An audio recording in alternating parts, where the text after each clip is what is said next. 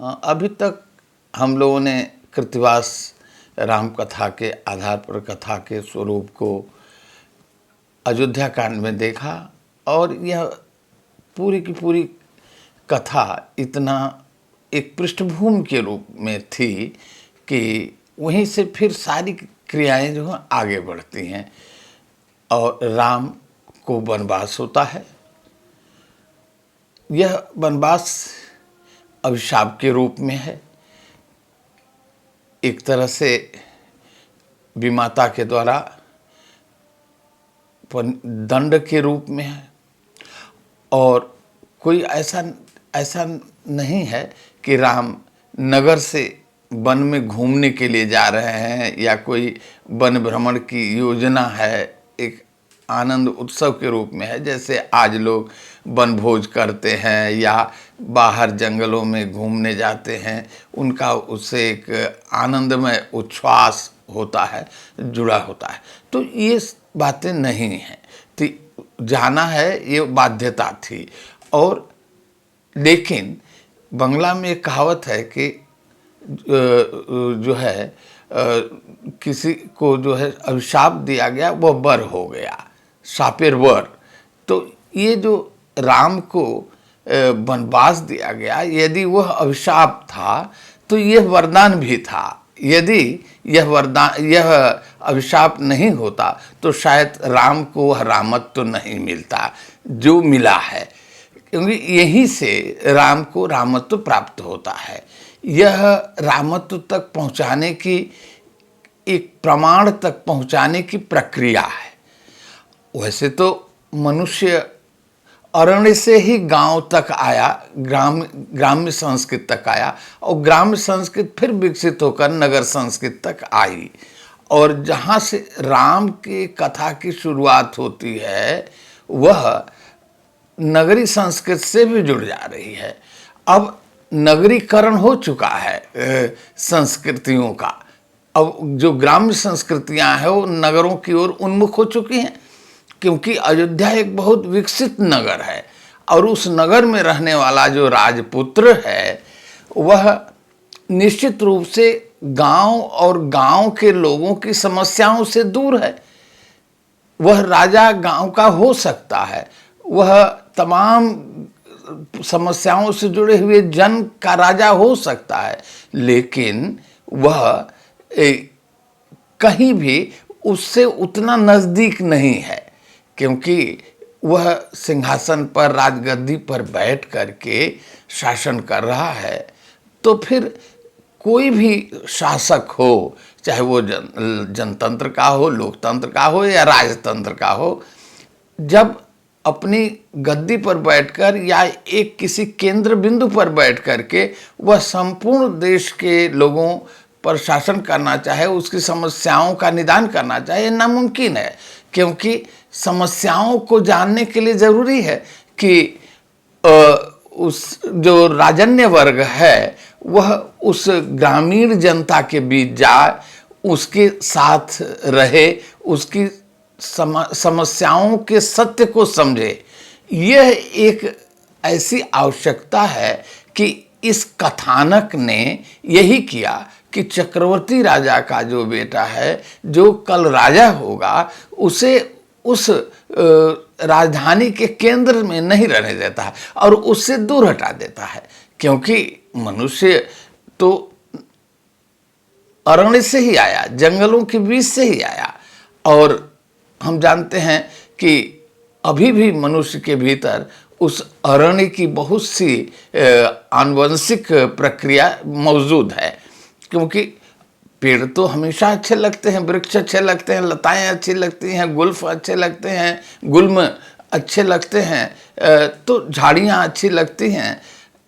तो और फिर कभी कभी अपने आवासीय शुद्धता के लिए उन झाड़ियों को, उन तमाम प्रकार के वनस्पतियों को साफ भी करता है। तो ये जो चीज़ें हैं, क्योंकि हम जानते हैं, लोक में भी कहा जाता है, लोक साहित्य में भी कहा जाता है कि मनुष्य शुरू में वनस्पतियों के बीच ही जिया है, जंगलों के बीच में जिया है, पेड़ों की डालों पर ही वो सोता था और डालें हिलती थी हवा से, तो उन झोंकों से उसे जो आनंद मिलता था, उस दोलन सुख को जिस रूप में उसने ग्रहण किया, तो उसके भीतर जिन्स में है। इसीलिए बच्चा जब पैदा होता है तो उसको पालने में या झूले में रखा जाता है, या यूँ भी झूले पर बैठना और दोलन गति करना प्रायः मनुष्य को अच्छा लगता है। उसका कारण है कि उसकी शुरुआत ही हुई है, उसके स्पीसीज की शुरुआत ही हुई है उस वृक्ष की डालों पर सोने से। अभी त्रिपुरा में तो ऐसी भी परंपरा है कि जिस लड़की की शादी होनी है जिस लड़के से, उस लड़के को मायके लड़की के घर आना पड़ता है और कई वर्षों तक, महीनों तक, वर्षों तक रहना पड़ता है, और उसको बांस से पेड़ की डाल पर ऐसा घर बनाना है जिसमें रह सके, और यदि वो नहीं बना सकता तो उसकी शादी ही नहीं होगी। क्यों कि पेड़ों पर घर बना लेने की एक क्षमता उसके भीतर है कि नहीं है। तो जो त्रिपुरा जैसी चीज़ है, जो पहाड़ी इलाके में है, वो ऐसी जगह में है, तो आप देखिए कि कैसे मनुष्य का जंगलीपन अभी भी जीवित है कहीं कहीं आदिवासी लोगों के भीतर। तो राम को जो वन में जाने का आदेश होता है, वह आदेश है, लेकिन हम लोगों ने देखा कि प्रायः हर कथाओं में देखा जाता है कि वह इससे उदास नहीं हैं, दुखी नहीं हैं, और बिल्कुल भले मन से, चंगे मन से चले जा रहे हैं। तुलसीदास ने कहा ना कि जो है वे बटायु की नाई चले जाते हैं और बड़े प्रसन्न दे। कागर कीर जो भूषण चीर शरीर लस्यो तज नीर जो काई, और राजीव लोचन राम चले तज बाप को राज बटाऊ की नाई। तो वो इतने सुंदर लग रहे हैं। राज वेश को छोड़कर जब सन्यासी वेश में एक सामान्य वेश में वो जा रहे हैं, तो उनकी तुलना तुलसीदास कितनी बढ़िया से कर रहे हैं कि कागर कीर जो भूषण चीर, जैसे तोता अपने पुराने पंख को छोड़कर नया पंख धारण करता है, कागर कीर जो भूषण चीर शरीर लस्यो तजनीर जो काई, और जैसे पानी जो है काई को छोड़कर निर्मल लगता है, उसी तरह से राजसी वस्त्र छोड़कर ये तापसी वेश ग्रहण करके सुंदर लग रहे हैं, अच्छे लग रहे हैं। ये राजीव लोचन राम जो है बाप को राज छोड़कर बटाऊ की तरह चले जा रहे हैं। बटाऊ मतलब जिस आदमी को अब संसार के भोग विलास से कोई मतलब नहीं है। तो इस तरह की जो स्थितियां हैं, तो एक जो राम का ये कोई लोक मन नहीं जा रहा है, लेकिन हर मनुष्य के भीतर लोक मन अपने संस्कार में बराबर रहता है, चाहे वो नगर का हो चाहे गांव का हो। नगरों में आकर उस लोक मन को वो संजीवित नहीं कर पाता, उस लोक मन को जीवित नहीं कर पाता, लेकिन राम जब जाते हैं तो उनका लोक मन बड़ा सक्रिय हो जाता है, और फिर उनमें एक सामान्यता आती है। यह सामान्यता ही उनको उच्चता प्रदान करती है। उच्चता उनको उच्चता नहीं प्रदान करती है। राम जहाँ जाते हैं सबसे इस तरह से घुलते मिलते हैं, इस तरह से व्यवहार करते हैं कि लगता ही नहीं किसी चक्रवर्ती राजा के बेटे हैं। तो ये जो उनकी सर्वसामान्य व्यक्तियों के साथ सर्वसामान्य हो जाने की जो गुणवत्ता है, वह बहुत बड़ी चीज़ है।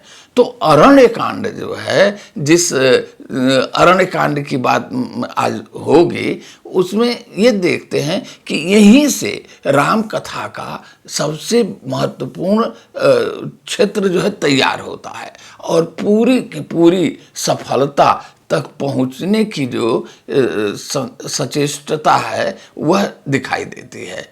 क्योंकि राम मनुष्य हैं, लेकिन उस मनुष्य होने में भी मनुष्यता के संपूर्ण गुण को ग्रहण करने की एक अद्भुत क्षमता उनमें है, और नहीं तो फिर राम को वह रामत्व नहीं मिलता। हम जानते हैं कि राम बड़े शक्तिशाली हैं, सब कुछ है, सारी शक्तियां हैं, लेकिन इतने सामान्य क्यों हैं? हमने देखा कि इन राम कथाओं के माध्यम से हमने यह देखने की कोशिश की, गुप्त काल में ही पत्थरों को कोमलता देने की एक कोशिश की गई। तो यहाँ देखते क्या है कि राम हो, विष्णु हो, चाहे जो भी हो, इनकी जो रचनाएं हैं वो कोमलता बाहर दिखाई देती है, भीतर शक्ति दिखाई देती है। तो शक्ति कोमलता के कहीं भीतर है, उसके उस खोल में है। अब हमेशा हम देखते हैं जो पहलवान आदमी है, जो शक्तिशाली आदमी है, उसके शरीर की मांसपेशियां बड़ी कड़ी होती हैं, उभरी होती हैं, बहुत ताकतवर होती हैं। लेकिन ये जो वैष्णवी भक्ति का प्रभाव है या वैष्णवी शक्ति का प्रभाव है कि कोमलता बाहर है और शक्ति भीतर है। शक्ति शारीरिक कठोरता में नहीं जाहिर हो रही है, कोमलता में जाहिर हो रही है। और इसीलिए जब राम जा रहे हैं तो उनके उस कोमल शरीर को, सीता के उस कोमल शरीर को देखकर सभी लोग आश्चर्यचकित होते हैं कि इतनी कोमल कमलवत चरण वाले लोग इस वनों में, इन कठोर भूमि में, पथरीली भूमि में, कंकरीली भूमि में चले जा रहे हैं। तुलसीदास ने तो यहाँ तक कहा कि गृहते निगसे रघुबीर बधु दरदीर दये मग में डग दुआ। जैसे ही दो पग चलती हैं पसीने से लथपथ हो जाती हैं, बूझत हैं चलनो अब केतिक पर्ण कुटी करिए करो। तो ये दो कदम चल के ही कहते हैं कि अभी कितना चलना है और कहाँ पूर्ण कुटी बनाओगे। तो ये जो चीज़ें हैं ये लगभग सभी कथानक में मिलेगा, क्योंकि इनके ये गांव में इस तरह की जगहों में कठोर भूमि में चलने लायक नहीं है। ये तो बहुत राज सुख भोगने लायक लोग हैं। ये एक आश्चर्य भावना बनती है, क्योंकि आम आदमी के मन में, लोक मन में यह भावना है कि जो उच्च वर्ग के लोग हैं, जो धनी वर्ग के लोग हैं, जो अभिजात्य वर्ग के लोग हैं, उनको कठोरता से बड़ी मतलब दूरी है। वो कठोर जीवन जी नहीं सकते हैं, सुख सुविधा में जी सकते हैं। पलंग तज गोद ही डोरा सीन दीन पग अवन कठोरा सोइसी चलन चहत जगन्नाथ। तो तुलसीदास ने कहा कि जो या तो पलंग पर रहें या माँ की गोद में रहें, पलंग तज गोद ही डोरा, या हिडोले पर रहें, कभी कठोर भूमि पर पैर नहीं रखा। वो सीता आज जंगल में जा रही हैं। तो जब कोमलता कठोरता का वर्ण कर रही है तब वहीं उसकी श्रेष्ठता प्रतिपादित हो रही है, उसकी सामान्यता में श्रेष्ठता प्रतिपादित हो रही है। इस बात को देखने की जरूरत है, सोचने की जरूरत है। और इस अरण्य कांड में यह प्रतिपादित होता चलता है, क्योंकि खाने के लिए भी उस तरह से वैभवपूर्ण भोजन नहीं मिलेगा, आस्वाद्य भोजन नहीं मिलेगा। जो कुछ भी फल फूल इधर उधर की चीज़ें मिलेंगी उनको खाना पड़ेगा, क्योंकि आदमी कहीं भी रुकेगा, पानी भी पीना है उनको, फिल्टर का पानी थोड़े पीना है उनको, नदियों का पानी पीना है, पोखर का पानी पीना है। और अभी तक तो मनुष्य यही करता था, नदी और पोखर का पानी ही पीता था। बाद में तालाब बने, तालाबों का पानी पिया, फिर कुएं का पानी पिया, फिर हैंडपंप बने, हैंडपंप से पानी पीता रहा। अब स्थिति हो गई कि बिना फिल्टर के कोई स्वस्थ ही नहीं है। तो ये जो विभीषिका आई, और निश्चित रूप से हमने जितना पानी को छाना, पानी के भीतर मिलने वाले तत्वों से भी हमने अपने को दूरी दे दी, और धीरे धीरे हम अस्वस्थ होने लगे, हमारी क्षमता कम होने लगी। कभी तो नहीं देखा गया कि राम इतनी बड़ी यात्रा में कभी बीमार हुए हैं, सीता कभी बीमार हुए हैं, ऐसा तो किसी कथानक में वर्णन नहीं किया गया है। और जो ही मिला है वही खाए हैं, वही पिए हैं, नदियों में नहाए हैं, तालाबों में नहाए हैं, साबुन भी नहीं लेकर के गए होंगे। कोई मिट्टी मिली होगी या कोई ऐसी चीज़ मिली होगी जिससे शरीर को, केस को ठीक किया होगा। तो जो भी है, एक अभाव में जीने की आदत तैयार करना एक नगरी व्यक्ति के लिए बहुत ज़रूरी होता है। और विशेष करके जो राजन्य वर्ग का व्यक्ति है उसके लिए निहायत ज़रूरी है कि गंवई सामान्यता और उसकी वास्तविक समस्या को समझे। और जब तक उस वास्तविक समस्या को नहीं समझेगा तब तक जो है वह कभी भी उस जन सामान्य की समस्याओं से परित्राण नहीं दे सकता। तो ये चीज़ें जो हैं बहुत ज़रूरी हैं। और इस तरह से राम कहीं न कहीं जिस प्रसंग को बहुत पहले यहाँ बताया गया, केवट प्रसंग जो है मिथिला जाते समय ही हो गया है, तो यहाँ तो वो प्रसंग आया नहीं। लेकिन जो भी है, राम अपना आगे बढ़ते हुए, इलाहाबाद वगैरह बढ़ते हुए, सारे ऋषियों से मिलते जुलते कहीं न कहीं वो विशेष रूप से उनका चित्रकूट पहुंचना ज़्यादा महत्वपूर्ण होता है। और रहीम कवि ने भी कहा है कि चित्रकूट में रम रहे रहीमन अवध नरेश, जय पर विपदा बरत है सो आवत है देश। तो चित्रकूट एक ऐसी जगह है जहाँ किसी भी व्यक्ति की समस्याएं हों, वहाँ कहीं न कहीं दूर होती हैं, पता नहीं क्यों। लेकिन मंदाकिनी नदी का स्वच्छ जल जो कलकल करता हुआ बहता है, जो डूबने लायक भी नहीं है, लेकिन अति निर्मल है और शीतल है और हमेशा जलमय है। और चित्रकूट का मतलब ही है कि बड़े बड़े चित्रित पहाड़ हैं वहाँ, और उन पहाड़ों के बीच का जो प्राकृतिक दृश्य है बड़ा ही सुहावना है, बड़ा रमणीय है और सुरक्षित भी है। तो जो भी हो, वहाँ वो रहते हैं। और ये जो चित्रकूट निवास है, यह उनके वनवास की एक महत्वपूर्ण भूमिका है। और यही जो है वो अत्रि ऋषि के आश्रम में जाते हैं। और अत्रि ऋषि बड़े प्रसिद्ध ऋषि रहे हैं, बड़े ही तपस्वी व्यक्ति रहे हैं, बड़े नैतिक व्यक्ति रहे हैं। और उनकी पत्नी अनसुईया बड़ी ही सती पतिव्रता रही हैं। उनके सतीत्व की कथा पौराणिक रूप में विख्यात है कि उन्होंने कैसे ब्रह्मा, विष्णु और शिव को बच्चा बना करके, नंगे होकर के दूध पिलाया। तो ये जो घटनाएं हैं, अनसुईया जैसी महिला से सीता का संवाद होना, ये हर कथाओं में है। और उस प्रकार वो जो है सीता वहाँ मिलती हैं और फिर कुछ दिन रहती हैं। तो ये जो अनसुईया और अत्रि का आश्रम है, वहाँ जाने पर देखने को मिलेगा कि कितना सुंदर रमणीय जगह है। तो मैं तो वहाँ गया हूँ, मैंने देखा है कि निश्चित रूप से प्राकृतिक जितनी छवि है, छटा है, सब वहाँ विराजमान है। तो और नदी का जो कलकल ध्वनि है, तमाम चीज़ें वहाँ मिलती हैं। तो ऐसी स्थिति में आप देखते हैं, फिर अत्रि जो है वहीं से दंडकारण्य की बात करते हैं। दंडकारण्य को जो है बताते हैं कि आप दंडकारण्य की ओर जाएं। और दंडकारण्य में जाने का मतलब है कि कुछ दायित्व पूरा करना है राम को, ये अत्रि ऋषि जानते हैं।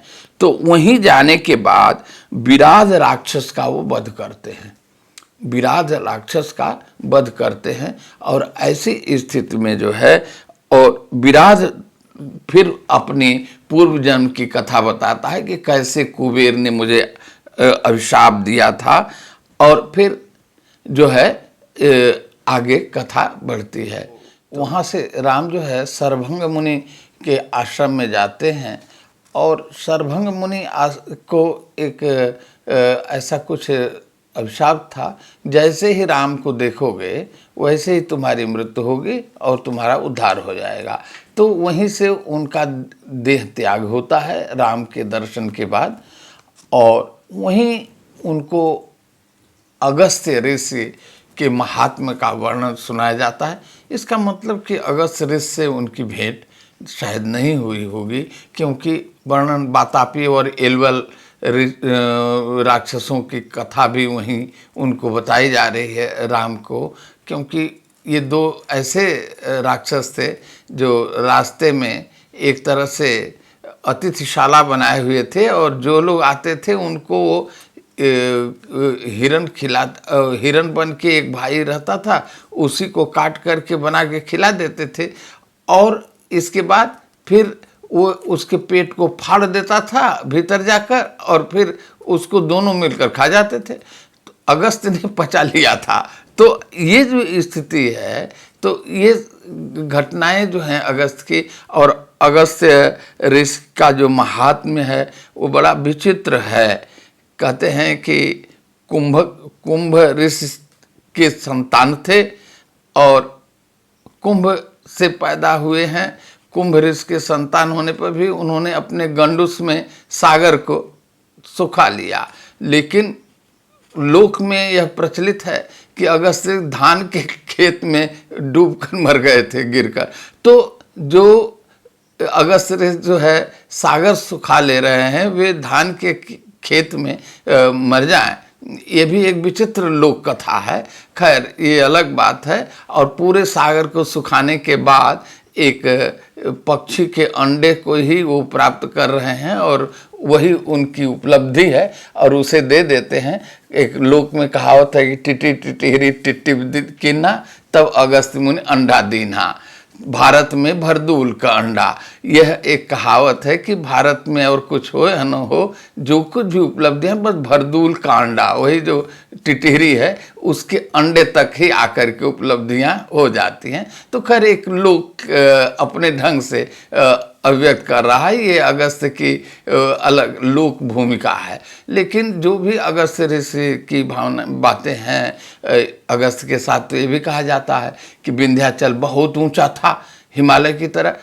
जा रहे थे दक्षिण की ओर, और वो झुक करके प्रणाम किया, कहे ऐसे ही बने रहो, मैं आता हूँ, और लौट के नहीं आए। बेचारा छोटा हो गया हिमालय से, नहीं तो शायद मानसून यहीं रोक दी जाती और जलवायु कुछ भिन्न होती।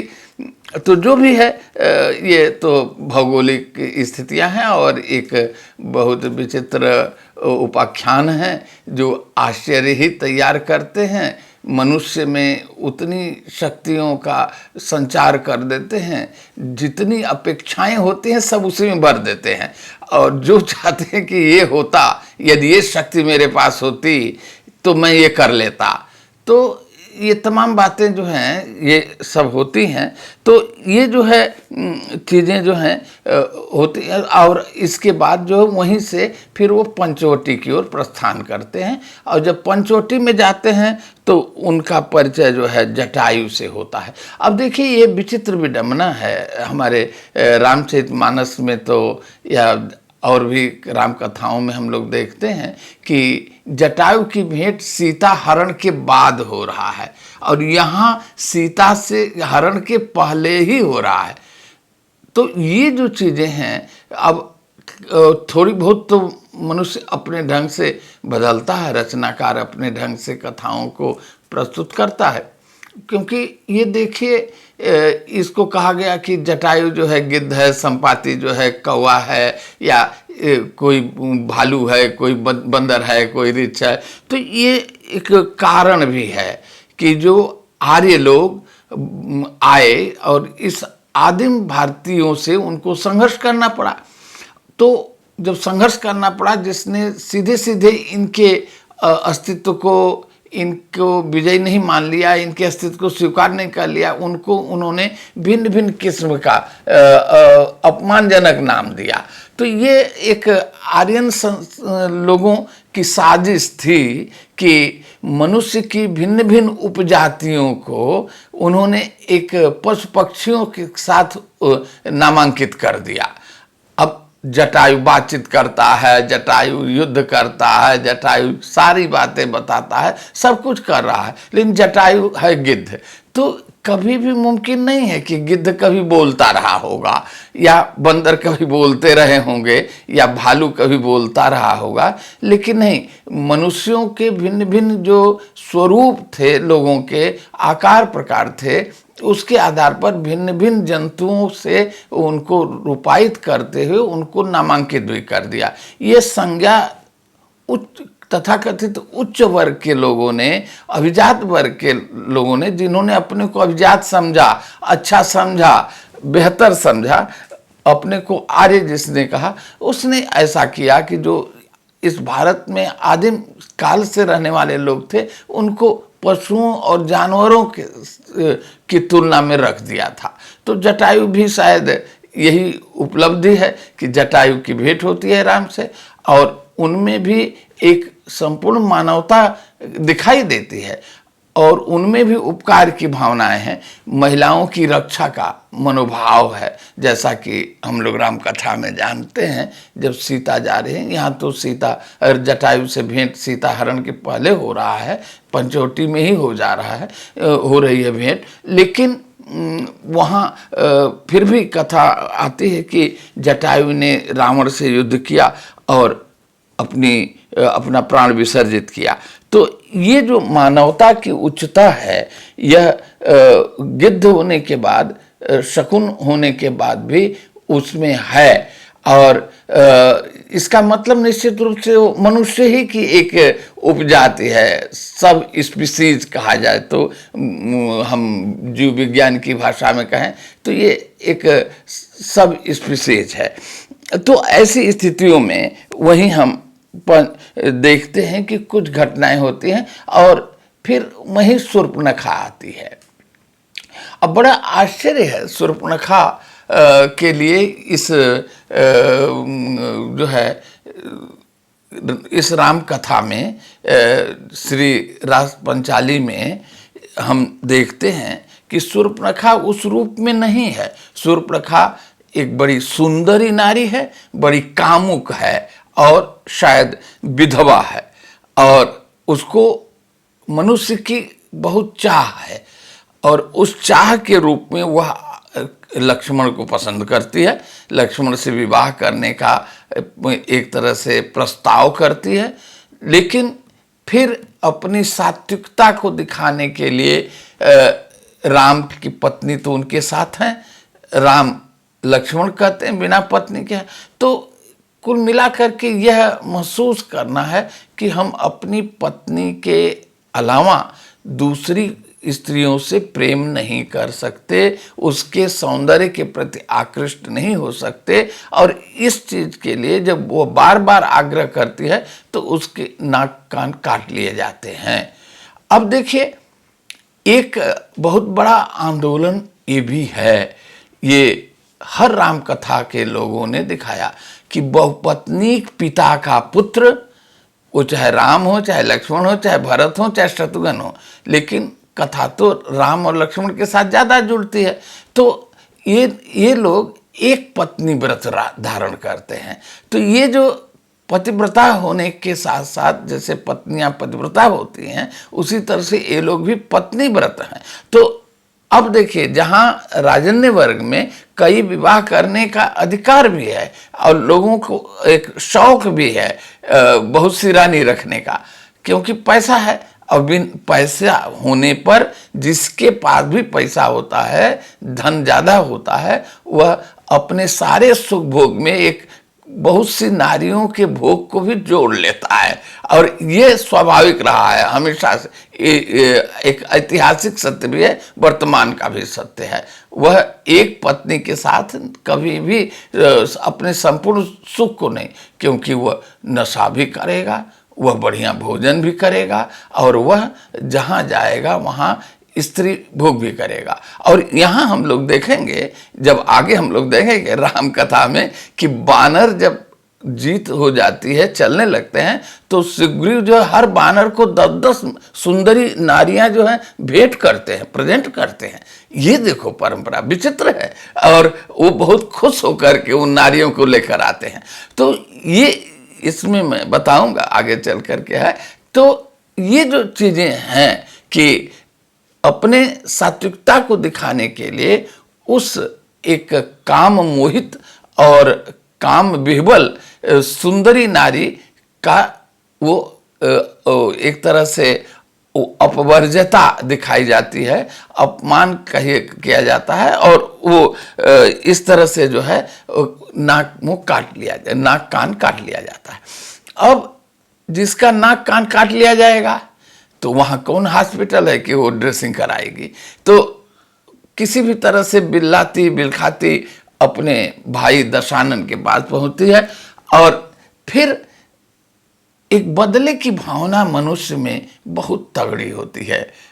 यदि किसी ने उसे कष्ट दिया है, कि पीड़ित किया है, तो हर मनुष्य का मन सोचता है कि मैं उससे भी अधिक इसे पीड़ा दूं।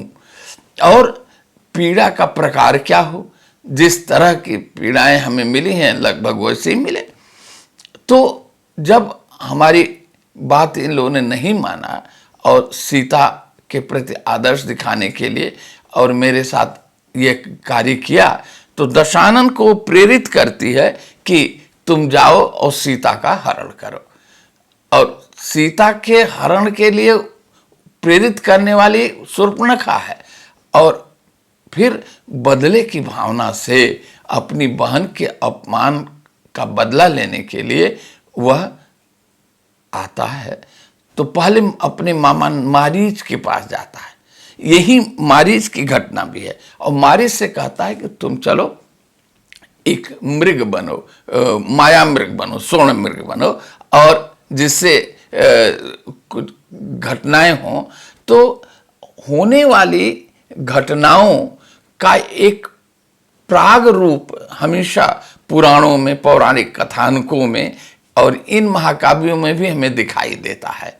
क्योंकि जो होना है वो पहले से मालूम रहना, और इस तरह की चीजें जो हैं हमारे यहाँ पुराणों की में काल ही है, केवल भविष्यत काल, वहाँ भूतकाल है ही नहीं है। क्योंकि जो घटनाएं हो गई हैं उसके लिए भी पुराणों में लिखा जाता ऐसा होगा, ऐसा होगा, ऐसा होगा।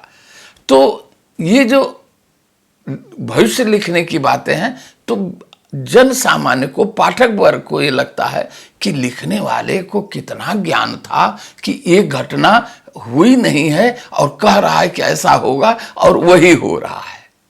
तो इसका मतलब कि उस को और ज्यादा प्रमाणित किया जा रहा है, उसके ज्ञान को प्रमाणित किया जा रहा है, और उसकी रचना को तो प्रमाणित किया ही जाएगा। तो सारा कुछ पहले से पूर्व एक निर्धारित भी सा है। और यहाँ तुम हिरण बनोगे, हिरण के प्रति आसक्त होंगी, छाल, उस मृग छाल के लिए सीता, फिर राम दौड़ेंगे जाएंगे, फिर तुम हाय लक्ष्मण कह करके मरना, और इसके बाद जो है मैं सीता अकेली होंगी और उनको लेकर भागाऊंगा। तो ये जो प्री प्लानिंग है, बहुत कहता है कि मारीच समझाता है कि ऐसा न करिए। उन लोगों ने खरदूसर को मार दिया और इतने शक्तिशाली हैं। तुलसीदास ने भी कहा, खरदूसर मूसम बलवंता, तिन्हीं को मारे बिन भगवंता। उन्हें बिना भगवान के कोई मार सकता है? रावण भी सोचता है कि खरदूसर मूसम बलवंता, मेरे समान बलवान है। और जब उनको मार दिया तो निश्चित है कि वे भगवान हैं। लेकिन फिर भी उसके भीतर जो भावनाएं हैं, अब कभी भी वो हिम्मत नहीं हारता है, कभी अपने को कमजोर नहीं समझता है, और न किसी के सामने वह घुटने टेकना जानता है। बड़ा ही मनस्वी है। अपने ज्ञान, अपने बल, अपने शक्ति, अपने धन पर बहुत ज़्यादा उसे विश्वास या एक तरह से जो है घमंड है कि मैं ही हूँ और मेरे जैसा कोई नहीं है। तो और सुंदरता में भी वह बहुत अच्छा समझ रहा अपने को। पता नहीं भारतीय मिथक में तो 10 सिर वाला रावण पता नहीं कितना सुंदर कहा जाएगा। मैं नहीं समझता हूँ कि किसी के मुंह पर कुछ और अतिरिक्त अंग निकल जाते हैं तो उसको विरूप कहा जाता है। यदि 5 अंगुली की जगह अच्छा हो जाती है तो छंगुरा कहा जाता है। लेकिन अब दशानन बड़ा सुंदर कहा जा रहा है। लेकिन यही कारण है कि बड़ा आश्चर्य है कि 10 मुंह और एक शरीर का आदमी हो सकता है क्या? ऐसी कोई फासिज्म नहीं मिली जीव विज्ञान में जिसने सिद्ध किया हो कि ऐसा भी व्यक्ति कभी पैदा हुआ रहा होगा। जैन रामायण में तो इस हिंदू जो भावनाएं हैं उसका बड़ा विरोध क्या किया जाए, एक तरह से व्यंग किया गया कि रावण जाए जही दियहि दहमु एक शरीर, चिंता भी तय जन कौन पियाऊं खीर। जब 10 मुंह और एक शरीर का रावण पैदा हुआ तो माँ को ये चिंता हुई किस मुंह में दूध पिलाऊं, किससे कनेक्शन है पेट का। अब बड़ा मुश्किल है, या तो लोहे का छड़ डाल के देखे, कैसे जाने कि इसका कनेक्शन है। तो ये जो चीजें हैं, इसका मतलब वो व्यंग कर रहा है कि हिंदू जो मिथोलॉजी है वो ये क्यों कहते हैं कि 10 मुंह का आदमी पैदा हुआ, और जो भी शक्तिशाली हो रहा है वो उसके अंग एबनॉर्मल है। विष्णु है तो 4 भुजाएं हैं, 2 भुजा के बराबर यदि भीतर से 2 और भुजा निकल जाए तो हाथ कितना कारगर होगा मैं नहीं समझता। हाथ की संचालन शक्ति कितनी मुश्किल हो जाएगा हाथों को चलाना। दुर्गा बहुत शक्तिशाली है तो 10 भुजा हो गई। अब बताइए, कार्तिकेय के 6 मुंह हो जाते हैं। तो ये जो एबनॉर्मलिटी है, इसका मतलब है कि इन सब चीजों को भी एक शक्ति के रूप में दिखाया जाता है। मनुष्य से भिन्न दिखाने के लिए ये तमाम चीजें जो हैं सामने लाई जाती हैं। उसका एक तरीका होता है और बड़ा विचित्र तरीका होता है। तो इस तरह से जो है मारीच को वह तैयार करता, अंत में वह धमकाता है मारीच को, क्योंकि रावण के सामने हिम्मत किसी की नहीं है ना ही करने के लिए। जैसे आज भी वही स्थिति है, शासक के सामने किसी की हिम्मत नहीं होती कि वह सही में उसका विरोध कर सके। जैसे ही विरोध करेगा उसको विधिवत दंड मिलेगा। तो वो मृत्यु दंड मिलने से पहले जरूरी है कि मान ही ले, चाहे तुमसे मरे कि उनसे मरे। अंत में मारीच सोचता है कि राम से मरेंगे तो ज़्यादा अच्छा है, क्योंकि मैं परित्राण पा जाऊंगा, और रावण से मर करके क्या होगा। तो रावण के बजाय चलो राम से ही मरे। तो ऐसी स्थिति में ये जो घटनाएं हैं कि राम वो मृग बनता है, और तो सामान्य बात है, सभी लोग जानते हैं, और राम जाते हैं। फिर ये जो हिरण रूप में मारीच है, मरते समय हाय लक्ष्मण कहकर चित्कार करता है, और उस आवाज को सीता सुनती है। लक्ष्मण छोड़कर जाना नहीं चाह रहे हैं, लेकिन सीता उनको लांछित करती हैं, और यहाँ और भिन्न ढंग से कहती हैं। केवल लक्ष्मण को नहीं कहती, साथ में भरत को भी लेती हैं। तुम यानी लक्ष्मण और भरत राम को राज्य और पत्नी दोनों से वंचित करना चाहते हो। ये कृतिवास की अपनी रचना है। वहाँ तो कई जगह ऐसा मिलता है कि लक्ष्मण से कहते हैं कि तुम चाहते हो कि राम मारे जाएं और मैं तुम्हारी पत्नी हूँ, ये तुम्हारी अभिलाषा पूरी नहीं हुई। लोक में तो बहुत सी सोहर में है, बहुत से गीतों में है, भोजपुरी के भी और भी लोकगीतों में होगा। तो ये जो चीज़ें हैं ये आती हैं। क्यों? क्योंकि निश्चित रूप से ये परंपरा थी। हम देखते हैं कि योग वासिष्ठ में लिखा है, नारी तु पत्याभावे द्रवणम च वृणेत। नारी पति के अभाव में देवर से शादी कर ले। ये एक परंपरा थी कि जब पति नहीं होगा तो देवर से शादी होगी। और ये जो चीज़ें हैं, तो अब ये जो परंपरा जग गई हमारे शास्त्रों में, ये लोक की परंपरा थी। लोक में है कि अभी हम लोग देखते हैं जिनको तथाकथित निम्न वर्ण के लोग कहा जाता है, उनमें भी एक परंपरा यही थी, भाभी से शादी कर लेने की। यदि भाई मरता है तो अब कई बार ऐसा होता है कि लोक कथाओं में आता है कि एक लड़की की शादी होकर आती है, वो आते ही उस समय सास को भी एक बेटा पैदा हो जाता है, छोटा सा, और संयोग से उसका पति किसी कारणवश मर जाता है। तो सास का जो बेटा है वह देवर ही तो हुआ, और भी छोटा सा है, 1-2 वर्ष का है, पति मर गया है। तो परंपरा के अनुसार वह देवर जैसे बड़ा होगा उस भाभी का पति हो जाएगा। तो इसलिए वह अपने देवर पति का पालन पोषण करती है, और बाद में जब बड़ा हो जाता है, नौजवान हो जाता है, तो उससे शादी कर रही है। तो इसलिए एक लोकगीत ही है कि खटिया तरे डिण आए हो मोर लइका भतार। तो ये जो लइका भतार है इसकी परंपरा है। तो खैर वो मैं इस सिलसिले में इस ओर ले गया कि सीता कह रही हैं कि तुम यानी लक्ष्मण और भरत दोनों चाहते हो कि उनको तो राज मिल गया और तुम अब चाहते हो कि पत्नी से भी वंचित हो जाए राम। तो राज और राम को पत्नी से वंचित करना चाहते हो। तो ये उसके साथ एक परंपरा भी कहीं न कहीं दिखाई दे रही है। और इसके बाद नहीं मानते हैं तो इस लांछना को दूर करने के लिए लक्ष्मण को जाना पड़ता है। लेकिन वो जो लक्ष्मण रेखा खींच करके जाने की बात है, कभी बाहर मत निकलना इससे। लेकिन जब रावण आता है तो भिक्षा मांगता है और इसके बाद बाध्य कर देता है कि वो रेखे से बाहर आवे।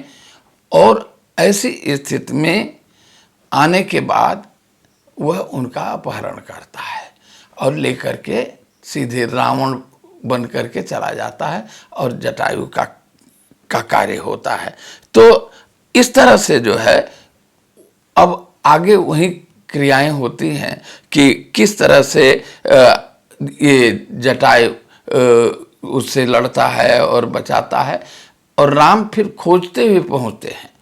फिर जटायु से भेंट होती है, लेकिन राम को यह आशंका होती है। ये कृतवास की अपनी निजता है।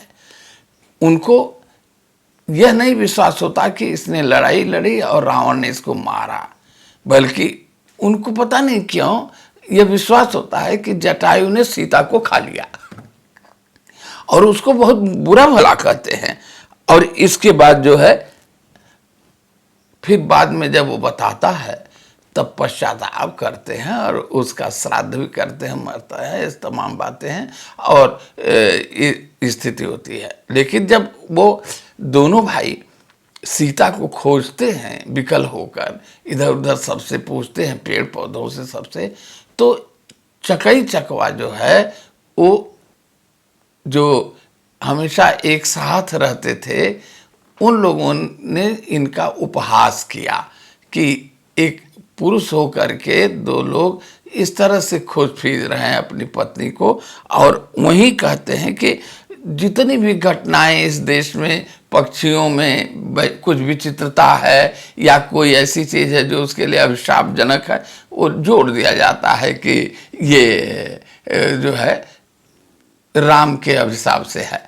तो राम ने उसे अभिशाप दिया कि जाओ तुम लोग दिन भर साथ रहोगे, क्योंकि रात में ही पत्नी रहते हैं एक साथ, रात में तुम लोग एक साथ नहीं रहोगे। और उसका विमोचन तो बहुत बाद में होता है कहीं जा कर के।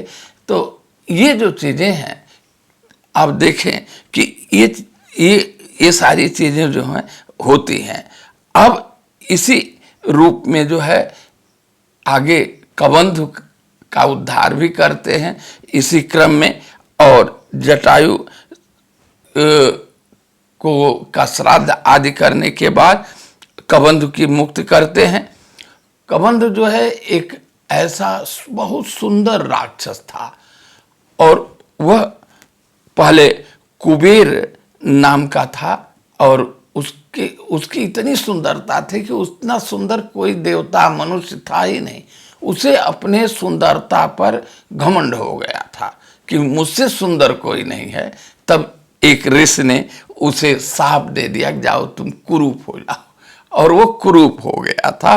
और इसके बाद जो है उसकी कुरूपता जब उसे मिलती है, फिर इसके बाद उसको भी उन्होंने राम ने समाप्त किया और वो उसके राक्षसी वृत्ति से उसका उद्धार किया।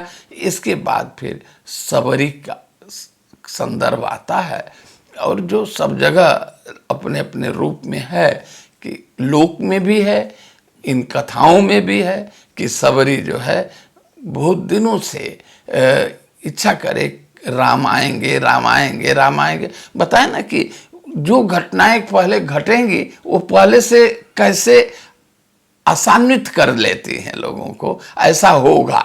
तो ये जो होगा का विश्वास है, यह कथाओं को कहीं न कहीं चमत्कार देता है या कहीं न कहीं उन सबरी के विश्वास और भक्ति की उच्चता को भी प्रतिपादित कर रहा है, इधर राम के रामत्व को भी प्रतिपादित कर रहा है। और राम कथाओं में तो ये भी है और लोक कथाओं में भी है कि जब वो जूठा बेर दे रही है तो सबरी तो बहुत निम्न जात की है, राम उसको बड़े चाव से खाते हैं, प्रशंसा करते हैं, और लक्ष्मण फेंक देते हैं कि सबरी का जूठा मैं कैसे खाऊं। तो राम बाण से उसको हिमालय पर्वत पर पहुंचा देते हैं। और एक अंतर्गत कथा कही जाती है कि वही संजीवनी बूटी बन के उगी कि तुम आज नहीं खा रहे हो, जब तुम्हें शक्ति लगेगी। देखिए मैंने कहा ना, भविष्य पहले से मालूम है, शक्ति बाण लगेगा तो यही संजीवनी आएगी और तुम जियोगे। तो ये जो चीजें हैं, ये कथा को एक विचित्र किस्म का चमत्कार तैयार करती हैं। और इन चीजों को लेकर के एक अस्पृश्य कन्या का जो है वह एक तरह से उद्धार, क्या एक तरह से बड़प्पन है कि अस्पृश्य को, सबरी को जो है उच्चता दिया जा रहा है। और समाज में जो अबराबरी है, जो छुआछूत है, जो ये चीजें हैं कि एक दूसरे से कोई छोटा है, नीच है, उसका छुआ न कोई खा सकता है न पी सकता है, लेकिन किसी भी जात की युवती के साथ वह शारीरिक संपर्क कर सकता है। तो ये जो परंपरा बड़ी गलत परंपरा थी, इसका भी विरोध कहीं न कहीं राम अपनी उच्चता, अपनी सर्वसामान्यता, अपने शक्तिमत्ता, अपने ईश्वरत्व और अपने राजत्व की उच्चता अभिजात के बीच कहीं न कहीं पोषित करते हैं और उसको तोड़ने की कोशिश करते हैं, क्योंकि इस बात को उन्होंने केवट से शुरू किया है और यहाँ शबरी तक आकर के वो उच्चता उनको प्रदान की जाती है। तो यदि राम शबरी के जूठे बेर खाते हैं तो यह भी एक तरह से है कि इस व्यक्ति में मनुष्य में भेद मानने की शक्ति नहीं है। दूसरी चीज, हर राम के प्रेम से जुड़े हुए लोगों को यह बताना है कि ऐसा उचित नहीं है कि कोई अछूत है कोई छूत है, सभी समान रूप से मनुष्य हैं। और ये जो सामाजिक दान है, ये बहुत बड़ा दान है। और यही नहीं, कई जगह इसीलिए समन्वय स्थापित करते हैं ना, क्योंकि जो वैष्णव है वो शैव से संघर्ष कर रहे थे, जो शैव थे वैष्णव को बुरा कह रहे थे, आपस में वो त्रिशूल चला रहे थे, डंडा चला रहे थे, यही सारी चीजें चल रही थी, बड़ा ही विरोध था। तो तुलसीदास ने भी हमेशा दिखाया कि शिव को वो अपना अनन्य देव मानते हैं, आराध्य मानते हैं राम, और शिव राम को अपना अनन्य आराध्य मानते हैं। तो ऐसी स्थितियों में ये देखना है कि कैसे इस समाज की जो विषमताएं हैं उनको दूर करने की कोशिश की जा रही है। कथानक चाहे जो भी हो, लेकिन कहीं न कहीं मनुष्यता की लड़ाई है और इसी को लेकर के देखा जाएगा। यहीं से अरण्यकांड समाप्त होता है।